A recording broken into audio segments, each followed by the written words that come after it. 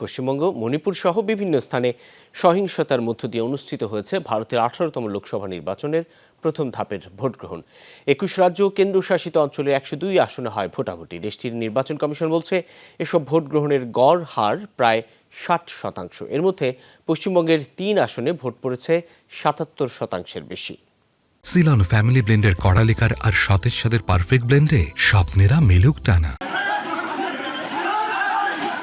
নির্বাচনকে কেন্দ্র করে সহিংসতা হয় পশ্চিমবঙ্গের বিভিন্ন এলাকায়। ভোট চলাকালে সবচেয়ে বেশি সহিংসতা হয়েছে কোচবিহারের 2টি এলাকায়।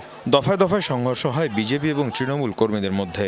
এছাড়াও সহিংসতা হয়েছে জলপাইগুড়িতেও, যদিও একে বিচ্ছিন্ন ঘটনা আখ্যা দিয়েছে প্রশাসন। সংঘাতের জন্য একে অপরকে দায়ী করে বিজেপি তৃণমূল। আমাদের কিছু লোককে আহত করে, বাড়ি ভাঙচুর করে। আমাদের লাটাবড়িতে 235 নম্বর বুথে সেখানে আমাদের বুথ সভাপতিকে ভয় দেখানো হয় এবং সেখানে চাল এবং কাপড় ডিস্ট্রিবিউট করা হয়। এরকম ধরনের কিছু কিছু অভিযোগ আমরা নির্বাচন প্রক্রিয়া খুবই শান্তি বন্ধে রেখেছি, কারণ কুচবিহারে এবছরে ইলেকশনকে কেন্দ্র করে সেরকম কোনো বড় ধরনের ভায়োলেন্স, মার্ডার, হাফ মার্ডার, বাড়িঘর জ্বালানো, পোড়ানো এইসব ঘটনা কিন্তু কুচবিহারে নেই। স্থানীয় সময় সকাল 7টায় শুরু হয় ভোট গ্রহণ। প্রথম দফার নির্বাচনে ভোটাভুটি চলে বিকাল 5টা পর্যন্ত।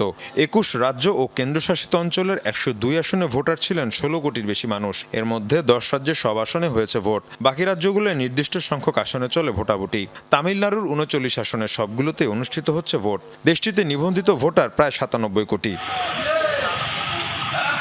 পশ্চিমবঙ্গের 3টি আসনে হয় ভোটাভুটি। 77% ভোট পড়েছে পশ্চিমবঙ্গে। বাকি আসনগুলোতেও গড়ে প্রায় 7% ভোট পড়ে। আমাদের যত কার্যকর্তা আছে সবই তৃণমূলের ফাংশন থেকে দূরে থাকে, সব 5-6 কিলোমিটার দূরে, আর ম্যাডামের গাড়ি 30 কিলোমিটার দূরে। এবারে লোকসভা নির্বাচনে 7 দফায় 543 আসনে ভোট হবে। আগামী 4 জুন দেশটির লোকসভা নির্বাচনের ফল ঘোষণা। মীর মুশফিকা হাসান, যমুনা নিউজ।